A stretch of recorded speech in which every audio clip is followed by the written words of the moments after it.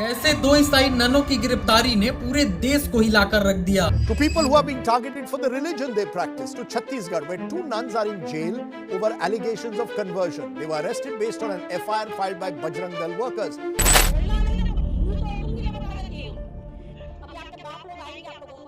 Shame Bajrang Dal. Shame Bajrang Dal. Shame BJP.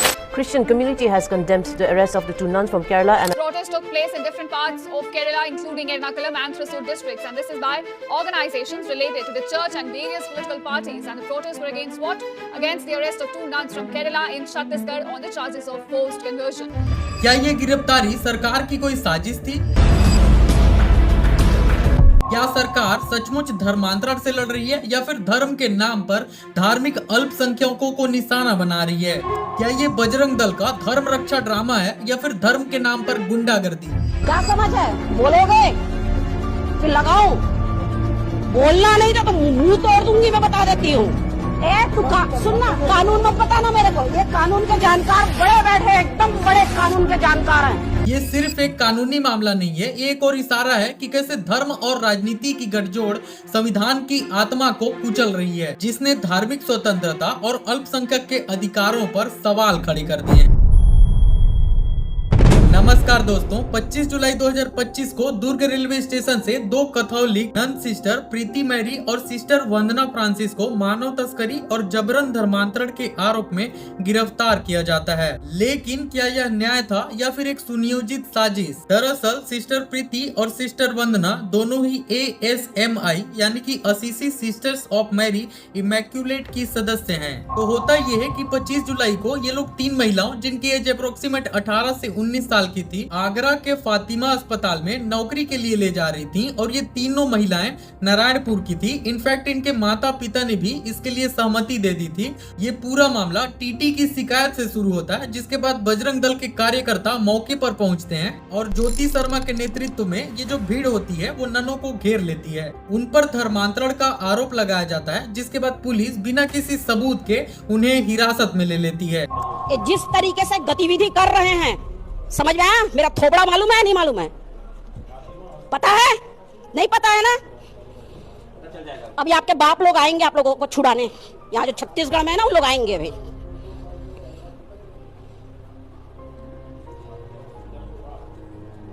करने ले जा रहा है, इतना देख रहा है दुनियादारी, उसके बाद भी समझ में आता है नहीं आता है? इन लोग कहाँ लेके जाते हैं मालूम है ना?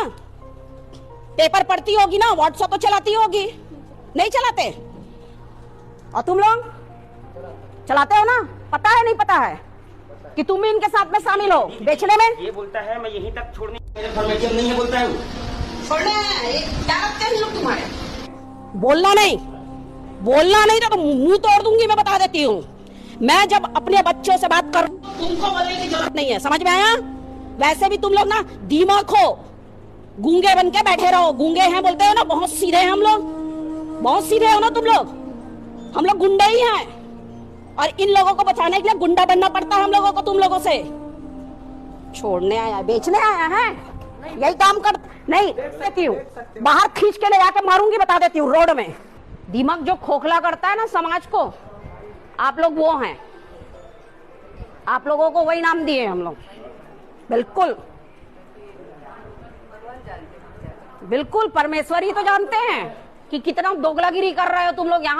यहाँ का खाते हो, हमारे देश का खा रहे हो। ये तीनों महिलाएं 18 प्लस थी और इनके पास वैलिड दस्तावेज थे। ये नौकरी पाने के लिए वैध यात्रा थी, न कि धर्मांतरण। इन महिलाओं के परिवार वालों ने भी इसकी पुष्टि की थी कि उनकी बेटियां अपनी स्वेच्छा से गई हैं। एक महिला की बड़ी बहन ने स्टेटमेंट दिया था कि हमारे माता पिता अभी जीवित नहीं है, मैंने अपनी बहन को ननों के साथ भेजा था ताकि वह आगरा में नर्सिंग की नौकरी कर सके। इनफैक्ट उन्होंने बताया कि वो 5 साल पहले ही ईसाई धर्म अपना चुके हैं और ये कोई जबरन धर्मांतरण नहीं था। इसके बावजूद भी FIR में BNS की धारा 143 यानी कि मानव तस्करी और छत्तीसगढ़ धार्मिक स्वतंत्रता अधिनियम 1968 की धारा 4 यानी कि धार्मिक रूपांतरण के मामले दर्ज किए गए। अब ये घटना केवल छत्तीसगढ़ तक ही सीमित नहीं थी, इस घटना ने केरल से लेकर के दिल्ली तक सियासी तूफान खड़ा कर दिया था। दिल्ली में संसद के बाहर प्रदर्शन हुए। राहुल गांधी, प्रियंका गांधी समेत कई विपक्ष के नेताओं ने आरोप लगाया कि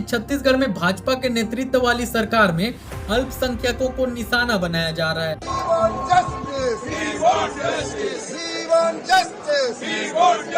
Chhattisgarh ಕನ್ಯಾಸ್ತ್ರೀಗಳೇ ತುರಂಗಲೊಡಚ್ಚ ಸರ್ಕಾರೇ Attack on the nuns of India.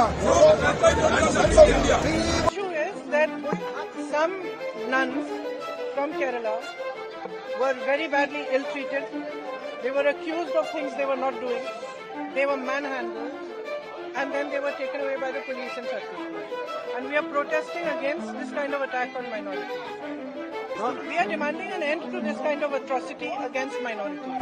केसी वेणुगोपाल ने अपने सोशल मीडिया पोस्ट में कहा कि छत्तीसगढ़ में बजरंग दल के गुंडों और पुलिस के बीच यह जुगलबंदी धार्मिक अल्पसंख्यकों के प्रति यह उनकी असली मंशा को दर्शाती है। इस मुद्दे को लेकर उन्होंने संसद में भी सवाल उठाए। A deeply disturbing and shocking incident that occurred on July 25th, 2025 at Durg railway station in Chhattisgarh.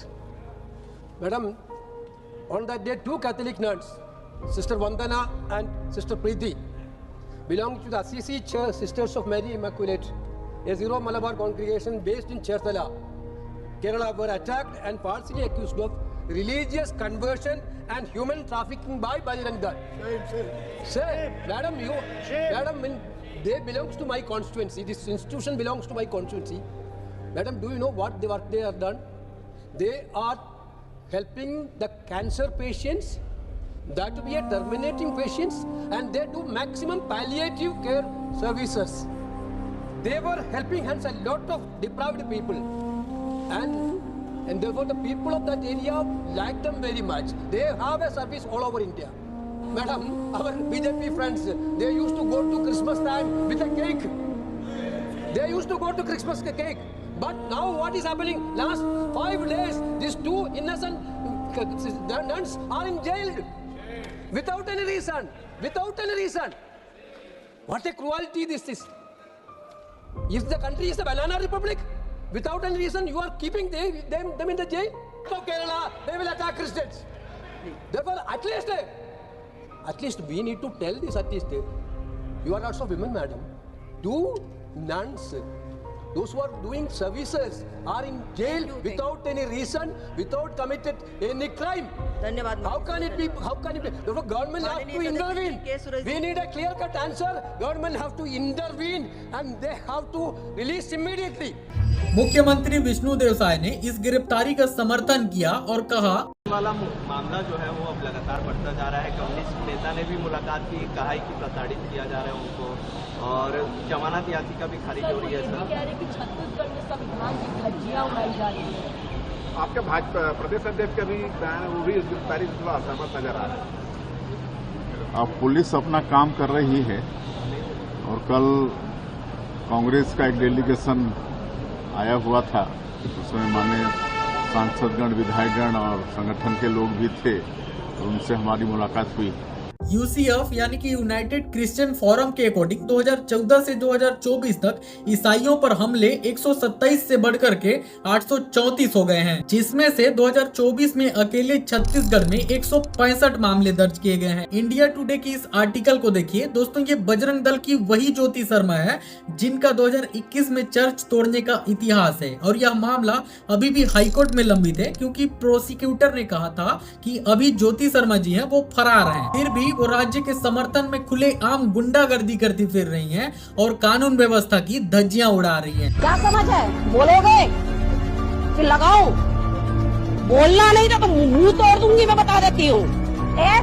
सुनना, कानून मत बताना मेरे को। भारतीय संविधान का आर्टिकल 25 किसी भी धर्म को मानने, पालन करने और प्रचार प्रसार करने की स्वतंत्रता प्रदान करता है, लेकिन जब इस अधिकार का उपयोग करते हुए किसी नन को जेल भेज दिया जाए तो ये देश की आत्मा पर हमला है। ये गिरफ्तारी धार्मिक स्वतंत्रता का हनन है, माइनॉरिटी पर टारगेटेड अटैक है, और माननीय मुख्यमंत्री जी पूरे छत्तीसगढ़ को पता है कि आपने हमारे छत्तीसगढ़ की हालात आज क्या से क्या कर दी है। आपसे अगर कोई शिक्षक भर्ती पर सवाल पूछता है तो आप जवाब में बस्तर की बात करने लगते हैं। कोई राज्य के विकास की बात करे तो आप 2047 का विजन दिखाते हैं। मैं आपसे पूछना चाहता हूं कि आप कुछ करेंगे भी या फिर अब हम 2047 का इंतजार करें? जहां देखो वहां मोदी की गारंटी, मोदी की गारंटी। आपकी कुछ रिस्पॉन्सिबिलिटी है छत्तीसगढ़ वासियों के लिए? कुछ करेंगे भी आप या फिर मोदी जी की कठपुतली बनकर ही रहेंगे? दोस्तों आज ये नन है, कल को कोई और होगा। क्या ये छत्तीसगढ़ का न्याय है या फिर शायद सरकार संविधान की कब्र खोद रही है धर्म की राजनीति के नाम पर? याद रखिए, जहां शिक्षा से इंपॉर्टेंट धर्म हो जाए वो राज्य